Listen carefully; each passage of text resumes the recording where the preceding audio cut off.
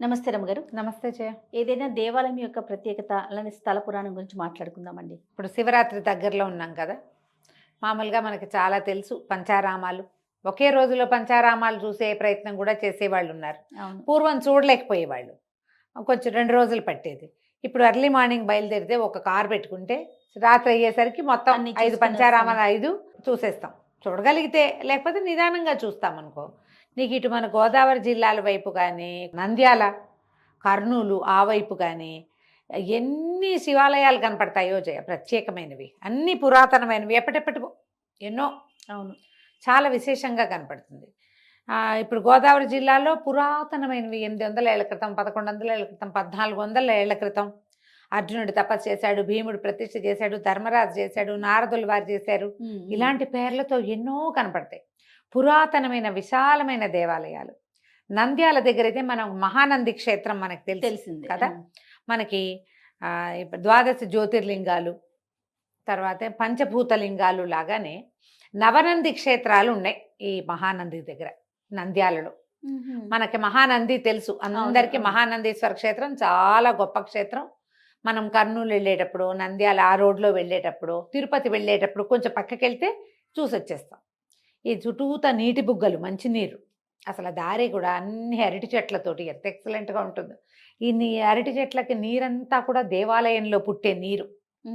అక్కడి నుంచి బయటకు వస్తుంది. లోపల పెద్ద కోనేరు ఉంటుంది. మనం అందులోకి దిగితే కింద ట్రాన్స్లూసెంట్గా కనపడతాయి. కింద నీళ్లు ఎంత ట్రాన్స్పరెన్సీ ఉంటుందో. రాళ్ళు కనపడుతూ ఉంటాయి. ఆ నీటిలో స్నానం చేస్తే ఎంతో ఆరోగ్యం చేకూరుతుందంటారు. అవి నంది ముఖంలోంచే బయటకు వస్తాయి. ఈ బయటకు వచ్చే లోపల ఉన్న కోనేరు కాకుండా బయటికి 2 కాలువల్లాగా కనపడతాయా, అవే నీరు బయటికి వెళ్ళి అరటి తోటలకి వాటికి వెళ్తాయి. మహానందీశ్వర క్షేత్రమే చాలా గొప్పది. నందీశ్వరుడే ఆ శివలింగాన్ని ప్రతిష్ఠ చేశాడని, ఆయన ఇక్కడే జన్మించాడని చెప్తారు.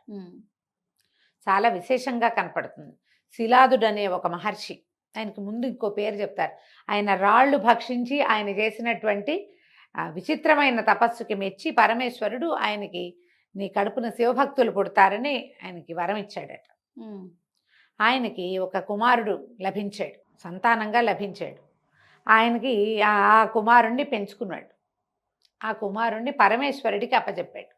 పరమేశ్వరుడు అతనిని తన కుమారుడిగా స్వీకరించి నందీశ్వర నామధేయం ఇచ్చి తనకి వాహనంగా, ప్రమథులలో మొట్టమొదటి సేవకుడుగా, కైలాసానికి మొదటి సేవకుడుగా స్వీకరించాడు నందీశ్వరుడిని.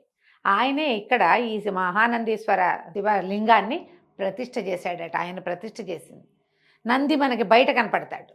దేవాలయంలో చిన్న నందీశ్వర స్వరూపం కనపడుతుంది. నందీశ్వరుడే ప్రతిష్ఠ చేశాడు కాబట్టి అది మహానందీశ్వర లింగం అయింది. ప్రథమ నంది అని ఉంది ఒకటి. ప్రథమ నంది, శివనంది, ఇలా పెట్టి వరుసగా పేర్లతోటి 9 లింగాలు ఉన్నాయి. ఈ అన్ని మొత్తం కలిపి ఒక 20 కిలోమీటర్ల రేడియస్లో 9 శివలింగాలు ఉన్నాయి. వీటన్నిటిని కూడా నంది క్షేత్రాలుగానే చెప్తారు. నంది మండలం అంటారు ఈ ప్రాంతాన్ని. మనకు తెలీదు. ఆ ప్రాంతం వాళ్ళంతా కూడా ఈ ప్రథమ నంది ఉందా, ప్రథమ నంది దగ్గరికి వెళ్ళి ఆ స్వామివారికి అర్చన చేయించి అక్కడ అన్నప్రాసన చేయాలి, అక్కడ బారసాలు చేయాలి అనుకుంటారు. మనం కూడా మన వైపు కొన్ని దేవాలయాలకు అలా వెళ్తాం కదా. అట్లా ప్రత్యేకంగా ఈ నందీశ్వరుడి దగ్గర ఇది చేయాలి అని ఒక 3 నందీశ్వర స్వరూపాలు అయితే నంద్యాలలోనే ఉన్నాయి. ఒక ఆంజనేయ స్వామి, పురాతనమైన సీతారామస్వామి దేవాలయం ఉంది, అందులో ఒక శివలింగం ఉంది. ఆయనకు ఒక పేరు ఉందన్నమాట. ఈ వరస చూడు, మహానంది, తర్వాత ప్రథమ నంది, శివనంది, విష్ణునంది, వినాయక నంది, సూర్యనంది, ఎన్ని పేర్లు వచ్చినాయి చూడు. ఇట్లా ప్రత్యేకంగా ఈ నందీశ్వర స్వరూపాలు మనకనిపిస్తే నంది రూపం కాదు, శివలింగమే. విష్ణువు ప్రతిష్ఠ చేసింది, వినాయకుడు ప్రతిష్ఠ చేసింది, గరుడ నంది కూడా ఉంది. గరుత్మంతుడు అక్కడ తపస్సు చేసి, నల్లమల ప్రాంతం కదా ఇదంతా. నల్లమల ప్రాంతము. ఈ గరుడ నంది ఉన్న చోట అయితే పక్కనే ఒక బ్రహ్మాండమైన సెలయేరు కూడా ఉంటుందట. ఒక్కొక్క చోట ఒక్కొక్క కొలను, కోనేరు కూడా ఉన్నాయి. కుదిరితే ఒక్కసారి ఈ నవనందీశ్వర క్షేత్రాలని మనం ఎట్లా చేస్తాం, మనం నవనారసింహ క్షేత్రాలు ఉన్నాయి ఇదే ప్రాంతంలో. అహోబిలంలో నవనారసింహ క్షేత్రాలు ఉన్నాయి చుట్టూతా. అలాగే ఇక్కడ మహానందీశ్వర నవనంది క్షేత్రాలు కూడా ఉన్నాయి. మామూలుగా మేము ఏం చేసామంటే జయ, ఇంతకు ముందు వెళ్ళినప్పుడు మహానందికి వెళ్ళాం. మహానంది దేవాలయంలోనే మనకి వినాయక నంది కనపడతాడు. అది చూసేసాం. నందీశ్వరుని ఈయన మహానందీశ్వరుని దర్శనం చేసుకున్నాం. ఇక్కడి నుంచి మేము అహోబిలం వెళ్ళాం. ఇక్కడ ఇన్ని నందీశ్వర క్షేత్రాలు ఉన్నాయి, ఇది నంది మండలం అని ఆ రోజు తెలియదు మాకు. అదే ఆ ప్రాంతం వాళ్ళు ఎవరైనా ఒక్క గైడ్ దొరికితే అసలు ఊళ్ళో అందరూ చెప్తారు కూడా ఎట్లా వెళ్ళాలి, ఇటు నుంచి అటు వెళ్తే అని.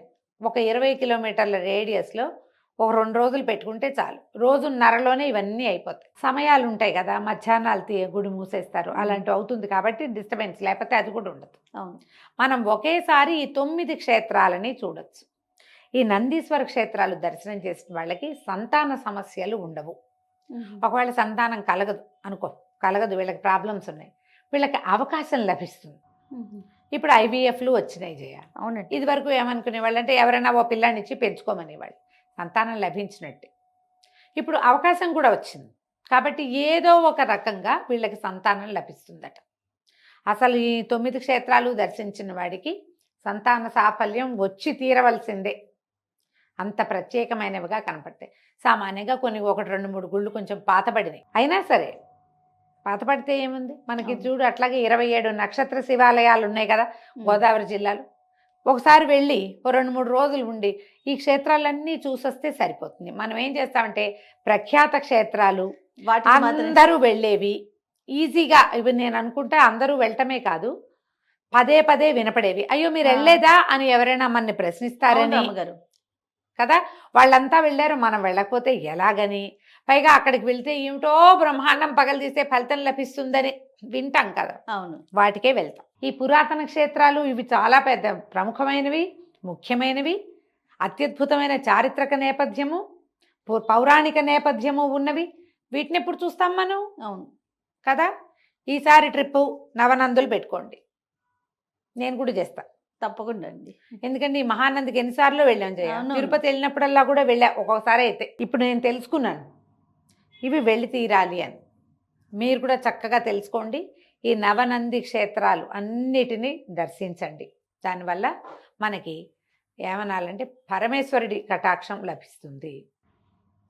ఎప్పుడో ఎవరో మహర్షులు లేదా వినాయకుడు, విష్ణుమూర్తి, గరుడు, సూర్యుడు వీళ్ళందరూ ప్రతిష్ఠ చేసిన శివలింగం మీద మీరు కూడా ఒక చెంబు నీళ్లు పోయగలిగితే, ఒక ఉద్ధరణ నీళ్లు సమర్పిస్తే, ఒక్క మాట దండం పెట్టుకుంటే జన్మ ధన్యమైపోతుంది. కాబట్టి అదేదో ఫలితం లభిస్తుందని అక్కడెక్కడికోనే కాదు, వెళ్ళండి అక్కడికి కూడా. మానకుండా వీటిని కూడా చూడండి. మనకు అసలు భారతదేశంలో ఎన్ని ఉన్నాయో పురాణ ప్రాశస్త్యం ఉన్నవి, పురాతనమైనవి దేవాలయాలు. ఈసారి ఈ నవనంది క్షేత్రాలు పెట్టుకుందాం తప్పకుండా. కుదిరితే ఎప్పుడైనా కెమెరా పట్టుకెళ్ళి అన్ని దేవాలయాలు షూట్ కూడా చేసుకుందాం. తప్పకుండా అండి. నమస్తే. నమస్తే.